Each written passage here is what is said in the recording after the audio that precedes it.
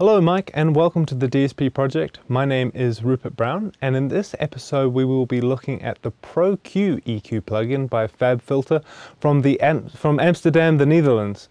Before we look at that though, I have to give a shout out to Peter and the guys at CDA Pro Audio in Australia. I had a warranty issue on some gear that I bought in the UK and I didn't buy it from them, but being the dealers for this part of the world, they saved my ass out with a demo unit. They didn't pay me to say this and they aren't a sponsor, but they definitely did help me out. So if you are an Aussie and looking for pro audio, check out cda-proaudio.com.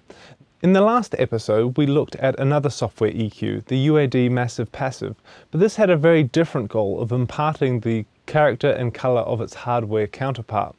In contrast, PRO-Q is designed to be a transparent software EQ. Let's take a closer look. Starting from the top here, we've got undo and redo buttons. We've got A/B, so we can compare two different EQ curves to see which one we like the most. If we hit the copy button here, it will copy the current EQ curve into the other slot. So you can see A, B are both the same now. We've got presets, pretty standard bunch of presets. Help button here, we've got contextual help and help topics and stuff as well.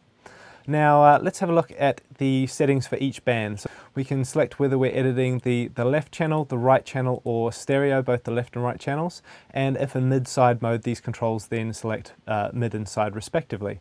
You can see we've got a little pair of scissors under here. We can actually split the current EQ point. And so now we've got a separate EQ point for both the left and right channels. We've got our different EQ shapes. So we've got the bell, good old-fashioned bell you'll all be quite familiar with. A low shelf, so you might just want to put a little boost or a little dip on the low end. A low cut, which is essentially a high-pass filter. I understand why they haven't called it a high-pass filter, as it's not that intuitive for maybe newer people coming into audio, because it's called a high-pass filter. It's actually filtering out the low end, but it's got the word high in it. High shelf, obviously, same sort of thing as the low shelf. High cut, which again is essentially a low pass filter. For our cut filters, we can select the sharpness of them, so we can put a nice smooth 6 dB per octave cut on there, or a really sharp 48 dB per octave cut. A notch, which we can use for if we want to completely cut out a slice of the frequency spectrum. We've got the frequency, which is obviously the frequency you're cutting or boosting. The gain control here, whether we want to add or subtract from that particular frequency. Q here, which controls whether we want to make a nice smooth broad EQ, or whether we want some sort of a sharp surgical EQ. We can use the Q setting. Moving over, we've got the bypass button here, which will bypass just that individual EQ points. So all the others are active. We're just turning that one on and off. Then we've got a delete button here, which will basically kill that particular EQ point. And then we've got these little left-right arrows. We can actually cycle through the different EQ points. Down to the bottom here, we've got a MIDI limb function, and now processing. We've got a couple of different options.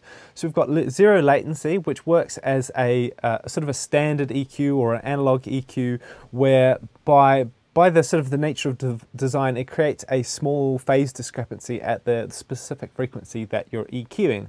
Now I want to stress that this isn't always a bad thing. It's actually can be part of the reasons why some people like certain characteristics of certain EQs, is because of the slight phasing that happens. However, if you're working to be for bringing on two separate channels maybe that you're bringing together, like in a parallel situation where you might be EQing let's say like sort of a compressed copy and putting EQ on that, and then mixing that back in with an original clean copy, then those phase discrepancies can sometimes cause a little bit of trouble.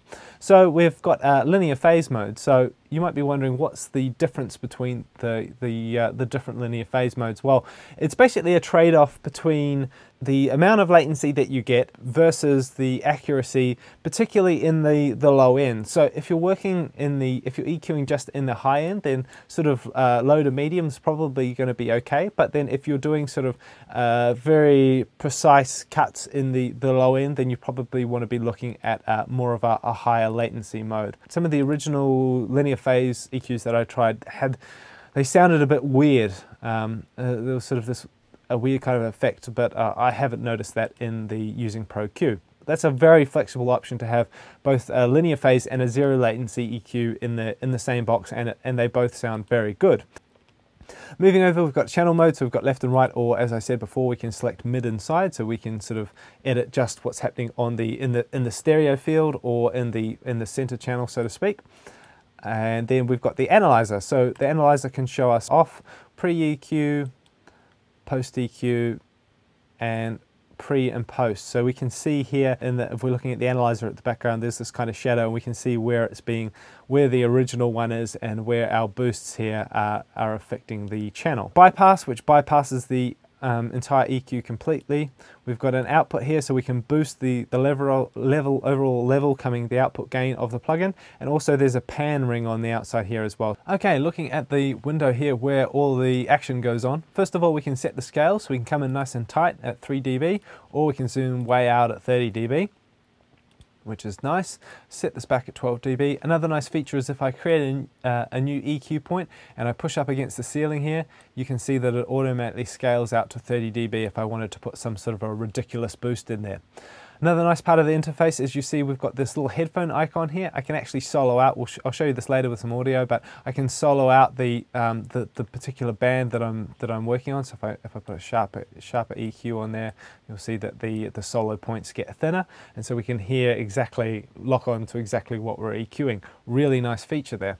Another nice point is for creating a new EQ point, all you need to do is click and drag, and so I've just clicked, it created a new bell. I can now change the gain up and down, the frequency left and right, and I can even change the Q value with the scroll wheel on my mouse, which is really nice. So I can scroll this down if I wanted a nice sharp notch, and if I want to start taking a few nasty frequencies out, mouse wheel, other way, mouse wheel, nice sharp notch, and then I can go through and sort of get the exact frequency that I want to work on. Also, if we select create a new point on the left here, we create a low shelf, and if we select from the side here, we get a high shelf as well. We've got shortcuts as well, so I can push Command Alt and select the EQ point. It changes the style of EQ, whether it's a shelf or a notch, or etc. With up to 24 bands, Pro-Q lets you make just about any kind of EQ curve you could ever want. I find it provides nice tight notches, perfect for surgical subtractive EQ work, and with linear phase and mid-side support, it has become my go-to transparent software EQ for mastering. It can be purchased directly from Fabfilter.com and costs €149. I think this is a good price for the flexible, high-quality interface and sound it provides. In conclusion, I really like Pro-Q by Fabfilter. It's a total winner and would be a great complement to anybody's audio toolbox. If you have any questions or comments about this EQ or any equivalent products, please let me know in the comments below. Time is running out to enter our giveaway. If you would like to win a Cuneo 3D MIDI pad controller by Keith McMillan Instruments, go to theDSPproject.com/win.